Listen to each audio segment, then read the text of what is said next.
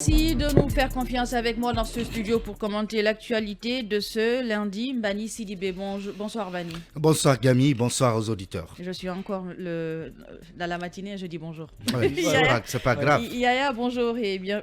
Oui, on reste bonjour. bien, oui, On bonjour. Voilà, bonjour, on va y aller, bonjour.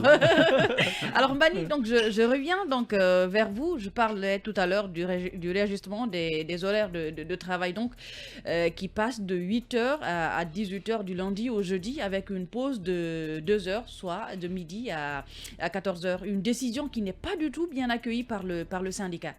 Oui, c'était en tout cas, il fallait s'y attendre puisque le syndicat, vous avez rappelé tout à l'heure, dans votre libellé, a avancé quand même des arguments qui tiennent la route. Et parmi ces arguments, vous avez la concentration en tout cas de tous les ministères du côté du centre-ville. Je vais parler de la presqu'île de Kaloum, mais il y a également le mouvement des travailleurs quand ils veulent manger. Et puis, il rappelle également le mouvement syndical que ce décret viole en tout cas les conventions relatives au droit du travail. Et on parle également d'une décision unilatérale. Donc, Gami, il faut savoir que depuis la prise de ce décret, les réactions fusent de partout. Et même quand justement, beaucoup de personnes n'ont pas compris la nécessité de cette décision-là. Pourquoi jusqu'à 8 heures, avec une pause de 2 heures, pourquoi ne pas compiler tout cela et que les gens terminent le travail à 16 heures et qu'ils puissent rentrer tranquillement chez eux? C'est ce que j'ai dit. On a l'impression que le ministre Julien Liombono de la fonction publique, parce qu'il faut rappeler également que cette initiative est venue de lui, est en train d'ouvrir beaucoup de chantiers et puis finalement il n'aura pas la possibilité de maîtriser. Rappelez-vous quand il a pris cette décision par rapport au double emploi, vous avez vu que ça également ça a fait assez de cris. Oui, mais ça ne veut pas dire que la décision a échoué. Laissez-moi, je ne parle pas d'échec. Ça ne veut pas dire que ça a échoué. Laissez-moi terminer. Les choses sont en train de se faire. Je ne parle pas. Lentement, mais j'ai envie de dire que quand vous prenez des décisions, il faut mûrir la question. Et l'autre chose également, le gouvernement doit savoir que c'est vrai que quand vous êtes décideur, mais n'oubliez pas que vous avez des partenaires.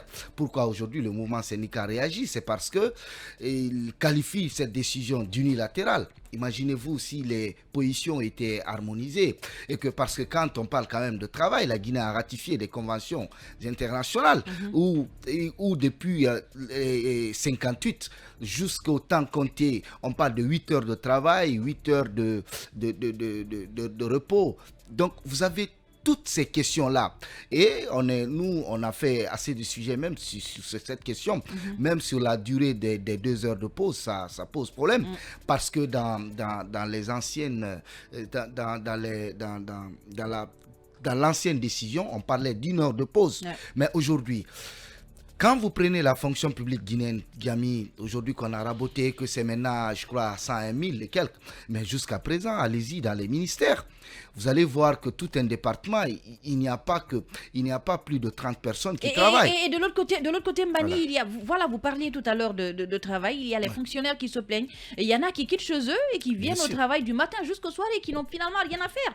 Il n'y a que un petit groupe, peut-être le cabinet du ministre et tous ceux qui sont autour de lui qui travaillent. Mais dans d'autres services, il n'y a pratiquement rien à faire. Les autres passent tout leur temps à se pavaner, ils n'ont pas de poste, ils sont affectés dans un ministère où ils n'ont rien à faire. Donc, il y a toutes ces questions-là qu'on devait, pour le moment, régler en amont. Ceux qui n'ont rien à faire, par exemple, on peut les limiter à l'intérieur. Il y a l'autre question également, il y a la question du déplacement. Il y a des fonctionnaires, n'oubliez pas, qui quittent jusqu'à Mafereya. Moi, je connais parce que... Avec tous les embouteillages qu'il y a, vous avez vu ce qui s'est passé ce matin, il y en a qui sont arrivés au travail à 9h passées. Souvent, moi, je pars à Koya pour les week-ends, mais je connais des fonctionnaires qui quittent Mafereya. Et ça, c'est derrière Koya, et qui viennent jusqu'en ville, et puis le soir, qui rentrent chez eux. Il y a des gens qui quittent également Koya. Maintenant, imaginez-vous que des gens quittent jusqu'à Mafereya pour venir.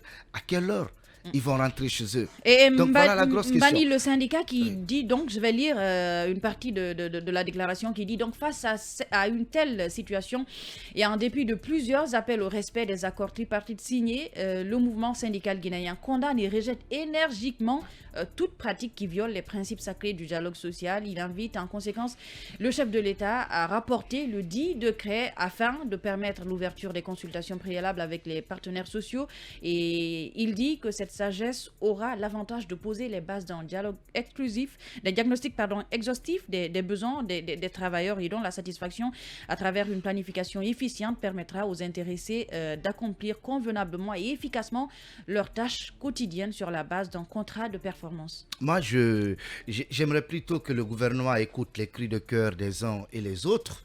Parce que le syndicat appelle tout simplement le gouvernement à revenir sur la décision. Peut-être de la rapporter simplement. Moi, je veux me limiter aux fonctionnaires et peut-être les citoyens et nous autres aujourd'hui. Non, mais oui, on parle là des fonctionnaires. On ne parle pas du privé. Le privé a son mode de fonctionnement. Je parle des fonctionnaires du public, bien sûr, parce que quand vous parlez avec beaucoup de ces fonctionnaires, effectivement, ils sont contre cette décision, même s'ils ne disent pas plus haut. Mais en ce qui concerne le mouvement syndical guinéen, moi, je pense que c'est des déclaration en l'air. Cette équipe, Jamy, je n'ai pas confiance. Parce que tous les maux dont souffrent aujourd'hui les fonctionnaires guinéens, c'est à l'actif de la CNTG, notamment Amadou Diallo, qui est à la tête de ce... Non, attention, laissez-moi finir. Laissez-moi finir, ça n'engage que moi. Oui, mais cette déclaration ne vient pas que d'une seule personne, c'est le mouvement syndical en entier. Le mouvement syndical aujourd'hui, quand vous prenez le mouvement syndical aujourd'hui, c'est la CNTG, dirigée par Amadou Diallo, et vous avez également l'USTG partagé par les deux Abdoulaye. Ça veut dire que la grande centrale syndicale aujourd'hui, c'est la CNTG. Mais dites-moi, Jamy, depuis que ces syndicats-là sont venus, souvenez-vous de cette histoire de carburant qui partait même au-delà des fonctionnaires et qui touchait directement les citoyens. Mais qu'est-ce qu'ils ont fait? Moi, c'est pourquoi je dis que j'interpelle le gouvernement d'écouter peut-être le cri de cœur des fonctionnaires. Ces fonctionnaires qui longent plus de 50 km, 70 km, et venir au travail, qui n'ont pas quoi faire, les embouteillages. Mais si c'est le mouvement syndical, c'est des déclarations en l'air, et puis vous allez voir par après... Pourtant, c'est le mouvement syndical qui porte la voix de ces travailleurs. Oui, mais finalement, rapidement sur la question. porte alors très mal cette voix. Tout de suite, avec Yaya, ton avis là-dessus, tout à l'heure, avant de commencer cette émission, je me rendais bien compte que vous êtes d'accord avec cette décision des autorités. Oui, Jamy, je pense que c'est l'une des meilleures 8h, décisions. 18h. Carrément. Absolument. Je pense que c'est l'une des meilleures décisions que le CNRD n'ait jamais prises depuis son accession au pouvoir. C'est grave. Yaya, vous pourriez travailler tous les jours. Yaya ne partage pas la souffrance de ses fonctionnaires. Non, ce n'est pas une question de souffrance. Vous travaillez dans le privé. Il faut en même temps dire qu'ici, on est un banlieue, sachant que les fonctionnaires le plus souvent vont au centre-ville. C'est le premier problème, Yaya. C'est le premier problème. C'est un des gros problèmes. On n'a pas de bus. Il faut comprendre. Il n'y a pas de mesure. Non, par exemple, Jamy, les deux départements qui ont été délocalisés, par exemple. Non, je veux placer ça. Les deux départements qui sont à Koloma ici, eux, ils n'ont pas de problème, peut-être. Oui. Quand vous prenez les AE, les affaires étrangères. Mani, la parole est à vas-y. Alors, je disais, il faut comprendre l'esprit de cette décision. Je pense que ce n'est pas une décision qui est tombée comme ça. Un gouvernement. Ça veut dire que la décision a été mûrie, discutée à l'interne, sans le syndicat. Il y a souvent des études, il y a des renseignements, il y a un travail en amont qui se fait avant que des décisions se prennent au niveau du gouvernement. Je considère que c'est sur la base d'un constat général. D'ailleurs, nous sommes tous conscients, nous sommes dans ce pays-là, nous avons tous des activités, des services que nous demandons aujourd'hui à l'administration publique guinéenne. Mais lorsque nous y allons, nous savons la qualité du personnel qui nous accueille. Nous voyons le temps de travail qu'ils mettent pour nous fournir ces services-là. Mais nous voyons carrément, ce n'est pas normal. Généralement, nous assistons, nous voyons dans des bureaux des gens qui arrivent parfois à 10 heures. La durée du temps de travail ne détermine pas forcément le bon résultat. Il y en a qui font 2 ou 3 heures à leur lieu de travail, mais qui font un excellent boulot, contrairement à certains, et qui viennent très tôt le matin et qui rentrent tard le soir. Mais il faut corriger tout cela, parce que pour moi, le temps de travail qui est affecté pour un certain nombre de tâches, ce temps doit être écoulé. C'est 8 heures normalement. Oui, normalement, dans tous les pays. Dans tous les pays au monde, ça commence à 8 heures le travail. Et il y a une pause. Peut-être que la pause elle est un peu longue, des heures, mais c'est le temps pour les gens de prendre leur déjeuner, mais aussi de prier, parce que nous sommes également un pays croyant. C'est important, mais je considère quand même c'est tout à fait normal. Mais il faut se concerter avec les acteurs, les partenaires qui sont concernés. concernés. Je suis d'accord qu'il y a des mesures d'accompagnement qu'on pouvait en tout cas prendre également à ce niveau-là. Il aurait peut-être fallu attendre et oui. qu'on organise un dialogue, qu'il y ait des discussions entre toutes les parties concernées. Comme on ne l'a pas fait encore, je pense que maintenant que la décision suscite en tout cas des réactions partout, je pense que c'est le moment d'appeler tous les acteurs qui sont concernés, de plancher là-dessus, de s'asseoir, de trouver les voies et moyens. Mais la décision en tant que telle, c'est une décision très sage parce que ce qu'il faut dire, c'est que l'oisiveté était devenue une règle. La Guinée, on ne travaillait pas, oui, on aimait trouver des excuses. Le transport, qui quittent leur maison le matin, qui vont à leur lieu de travail, mais finalement qui n'ont rien à faire parce qu'il n'y a pas de travail. Mais ils doivent arrêter d'aller au travail. Alors, s'il faut aller tous les jours sans rien faire, non, je me demande pourquoi ces gens-là d'ailleurs se retrouvent à ces postes. C'est pas leur faute, c'est pas leur faute. Comment ces gens-là sont recrutés? Pourquoi ils sont dans ces services-là? C'est pas leur faute. C'est la faute à qui? Peut-être à l'État. Quand vous affectez des gens dans un ministère et qu'il n'a pas de poste, il n'a pas de bureau, il n'a pas quoi faire, et pendant ce temps à l'intérieur, ça manque de cadre. Moi, Diamy, l'interrogation que je suis en train de me faire, souvenez-vous quand l'État a eu besoin du mouvement syndical par rapport à une trêve, puisque nous étions dans une transition, on a vu quand même que cette sympathie, on a vu que le syndicat, le gouvernement, ils se sont réunis. Je pense bien, c'est en ce moment même, on a parlé d'augmentation, je crois, de quelques centaines de mille sur les salaires des fonctionnaires. Le SMIC par rapport. Qui est passé de 440 000 à 550 000. Voilà, le gouvernement, en ce moment, a demandé aux syndicats d'observer une trêve et on a rehaussé, je crois, le SMIC. On a augmenté un peu, je crois, 200 et quelques mille sur le salaire des gens. Pourquoi la même démarche n'a pas été menée quand il était question d'harmoniser les horaires de travail? Je pense que ça a été une maladresse de la part de. Non, mais en même temps, Mani, vous applaudissez ce qui s'est fait entre le gouvernement et le syndicat, et tout à l'heure, vous disiez. Non, attention, cette initiative est venue du gouvernement. Je veux mettre l'accent sur la maladresse du gouvernement. Parce que quand il s'agit des questions qui l'arrangent, il va vers le syndicat. Ce que je n'arrive pas à comprendre. Et pourquoi cette fois-ci, il n'a pas été question, par exemple, d'appeler les partenaires sociaux et peut-être discuter de la question. La junte militaire doit faire très attention. Nous avions des questions politiques dans ce pays qu'on n'a pas fini de régler. Et si aujourd'hui, vous avez sur le dos le mouvement syndical guinéen, et vous savez que les problèmes sociaux sont des problèmes assez sensibles, tous les problèmes qui concernent les fonctionnaires, il faut faire très attention.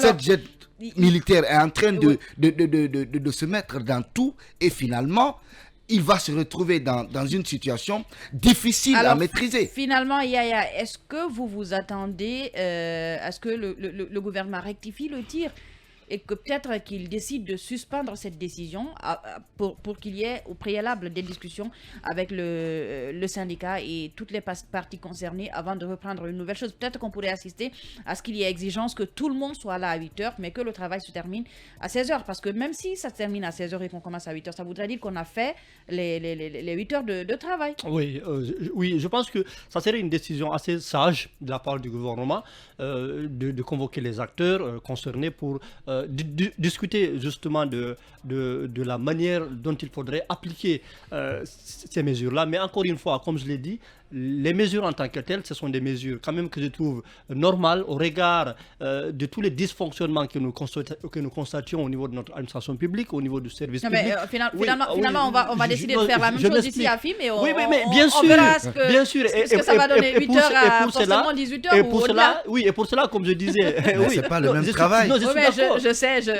Mais je suis d'accord, Diamy. Il faut commencer par là même dans toutes les entreprises. Et pour ça, il faut d'abord mettre des pointeurs électroniques à l'entrée qui peuvent justement enregistrer. Attention, il y a plus de privés de sérieux dans les privés que... Non, mais écoutez, oui, justement. Mais même dans les privés, il y a du désordre dans la plupart des entreprises aujourd'hui. Certaines, ce n'est pas simplement... tous, oui, certaines. je ne parle pas du cas de notre entreprise. Nous ne parlons ici. pas que de films, voilà, on parle d'autres entreprises. Donc voilà, on sait qu'il y a du laisser-aller dans beaucoup d'entreprises privées Mais le public quand même, nous savons, le public en fait doit être la vitrine. Ça doit être le modèle même que le privé doit copier dans les pays normalement. Mais si aujourd'hui notre administration publique est laissée comme ça, je pense que ça ne peut pas inspirer les jeunes de trouver un boulot pour l'administration publique. Et ça donne l'impression que nous sommes un pays qui n'est pas sérieux, qui n'est pas un pays qui ambitionne le développement. Puisqu'il faut aussi voir ce qui se fait ailleurs. Il faut voir, en fait, le monde bouge. Mais nous, on a comme l'impression que les gens sont habitués à des pratiques. Ils sont habitués à des pratiques. Non, mais on ne peut pas toucher à ces pratiques-là. Il faut qu'on change. Il faut qu'il y ait des réformes. Toutes les réformes ne sont pas populaires. Mais je pense que peut-être ce qu'il faut rectifier, c'est la manière de le faire. Il faut se concerter avec les acteurs. Mais cette décision-là, il faut l'applaudir avec les deux mains, Diami. Merci donc à vous, Mamadou Yaya Baldé, donc, qui applaudit cette décision